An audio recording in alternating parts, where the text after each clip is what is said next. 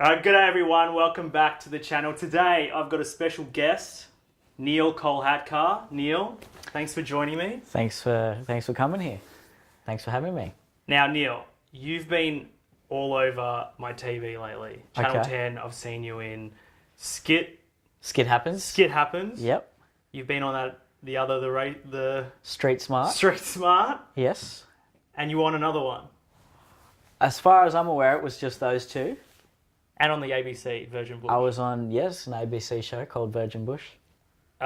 We'll get back to your early career, but I want to talk about the most recent time. So how did that all come about? Being on Channel 10, it's a big deal. Yeah, Being it's on great. TV. My first little foray into commercial TV. It came about with a guy called Tahir, who is a comedian who has been on a show called Fat Pizza, and he created Here Come the Habibs. And so Channel 10 wanted to do a family-friendly sitcom of a similar style. And he wrote a character in mind with me as the actor called Raj. And Street Smart is a show about four friends who are down on their luck.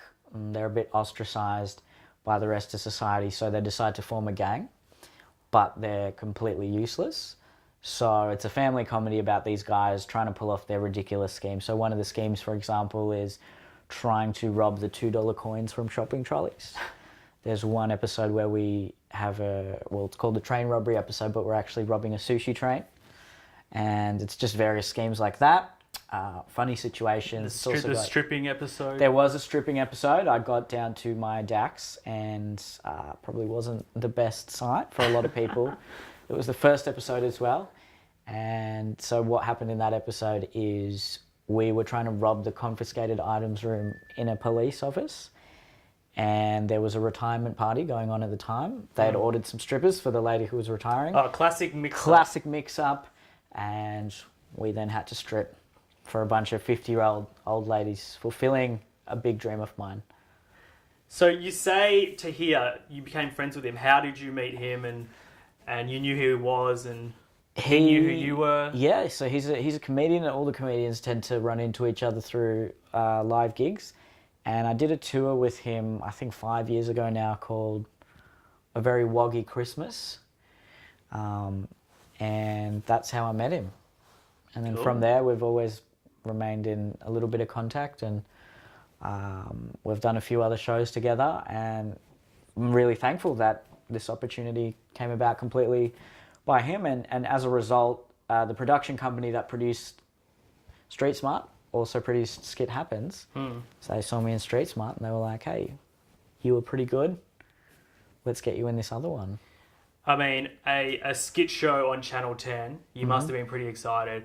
I mean, I grew up watching Full Frontal, Yep. Fast Forward, the likes Yep. of Eric Bana. Oh man. You must have been thinking the opportunities are endless with this. I was extremely excited. I was a bit after that. I really enjoyed Comedy Inc. and Skit House, and I think we need a good skit show on commercial TV, particularly with all the reality TV. There's so much that's just asking to be lampooned, and I was excited to be a part of it. I think I'm a character actor. I think that's my forte when it comes to acting. So sketch comedy is the perfect medium for that.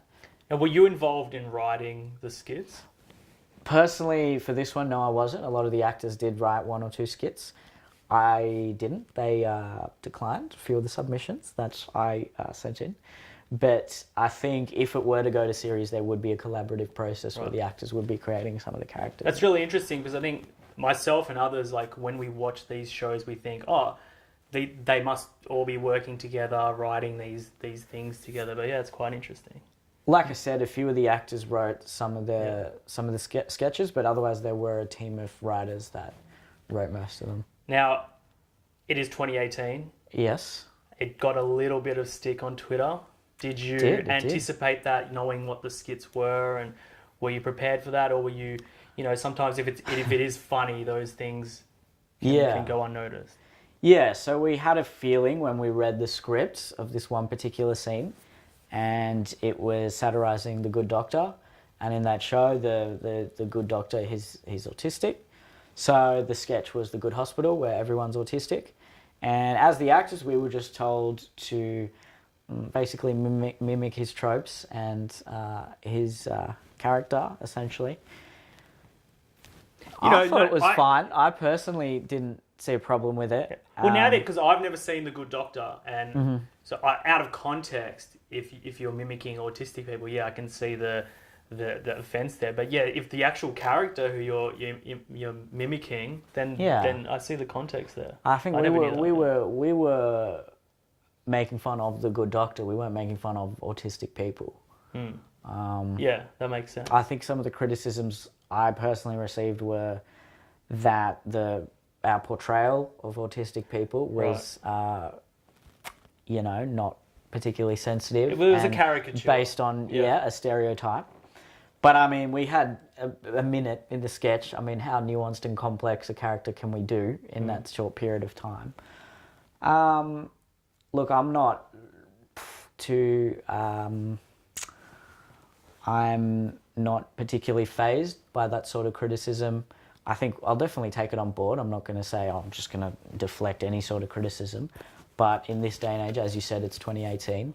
It's virtually impossible to do any sort of edgy comedy or any sort of boundary-pushing comedy without offending someone or without at least taking the risk of offending people. And I think even if we didn't pull off the sketch, the fact that the network and the actors and the team were willing to take that risk is the sort of team I want to be a part of. Because I don't want to be part of a comedy team that is just too timid to do anything or say anything that could offend someone. And that's why, even though that particular sketch mightn't have hit the mark, it doesn't faze me too much. Yeah. Is it even a little bit freeing knowing that some sketches that you will do will cause some offence in these days? Like, you can't, like you said, you can't please everyone. And I mean, there's always going to be that element that, professional people that get offended by everything. Yeah, having been on the internet for 5 years, I'm very well aware of the offence that can be created through nothing. And some of that could be warranted, don't get me wrong. I think it's just part and parcel of the game these days. People have access to us as the creators and the team of writers, so if they've got something to say, they're willing to say it. They don't have to go through different channels to say that. And we just have to be ready for that. Do you respond to those criticisms? No, usually not.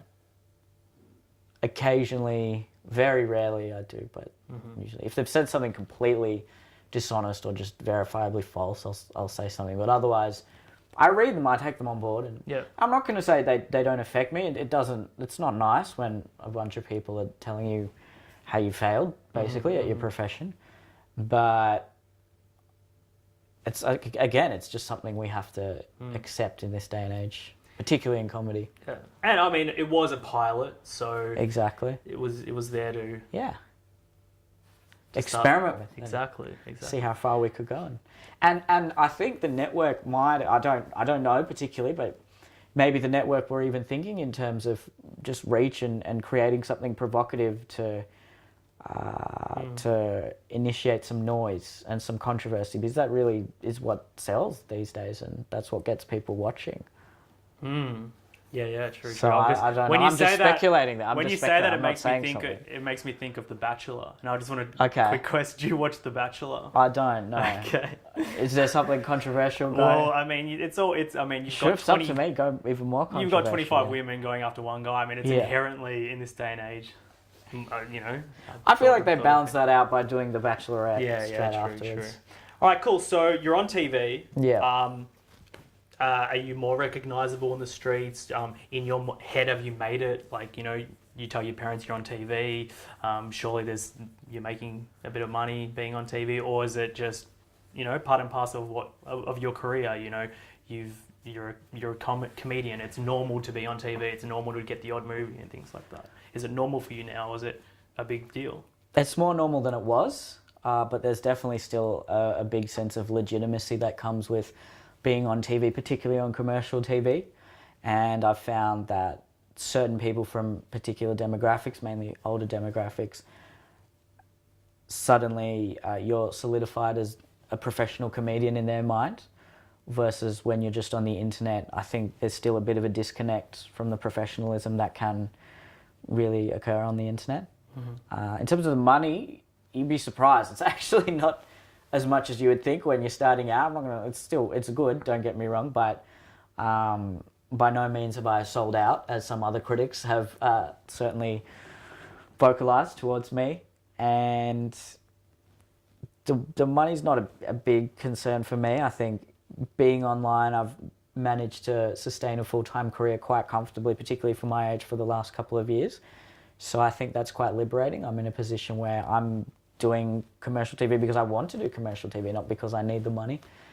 And I think that's just part and parcel of playing the game. I'd love to develop a well-known presence in traditional media while still maintaining a well-known presence in the online Australian comedy world. So I have plenty of options and I can sort of synthesize the two and really just, have